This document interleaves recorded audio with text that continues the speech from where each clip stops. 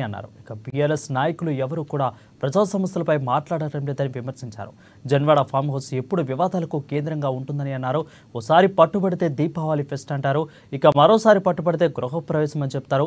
ప్రతిసారి ఏదో ఒక కారణం చెప్తున్నారని మండిపడ్డారు.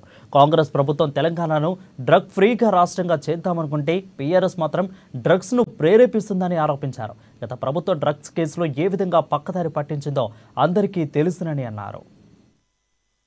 అందరినీ కూడా రిక్వెస్ట్ చేసిన పోలీస్ అధికారులకు వాళ్ళని కూడా అందరినీ పిలిచి వాళ్ళపైన కూడా ఏదైతే డ్రగ్స్ టెస్ట్ ఉందో టీఆర్ఎస్ ప్రతి ఒక్క ఎమ్మెల్యే కూడా చేయాలని కూడా నేను ప్రభుత్వానికి కూడా నేను రిక్వెస్ట్ చేస్తున్నా. ఎందుకంటే వాళ్ళు ఎప్పుడు డ్రగ్స్ సమస్య వస్తే అందరు కూడా ఒక్కతాటి మీదకి వచ్చి పోరాటం చేస్తున్నారు. ప్రజల సమస్య గురించి ఎవరు పోరాటం చేస్తలేరు, ప్రజల సమస్యల గురించి ఎవరు పోరాటం చేస్తలేరు. కానీ ఎప్పుడైనా తెలంగాణ రాష్ట్రంలో డ్రగ్స్ విషయం వచ్చినా, డ్రగ్స్ పట్టుబడినా ఫస్ట్ డిఫెన్స్ చేయడానికి వీళ్ళందరూ వచ్చేస్తున్నారంటే వాళ్ళందరినీ కూడా టెస్ట్ చేయాల్సిన బాధ్యత మేము అందరినీ కూడా రిక్వెస్ట్ చేసిన పోలీస్ అధికారులకు వాళ్ళని కూడా అందరినీ పిలిచి వాళ్ళపైన కూడా ఒకసారి టెస్ట్ చేయాలి.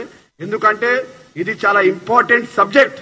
ఈరోజు రాష్ట్రం అంతా కూడా వీళ్ళందరూ కూడా డ్రగ్స్ తోని తెలంగాణ రాష్ట్ర భవిష్యత్తుని ఖరాబ్ చేయడానికి ప్రయత్నం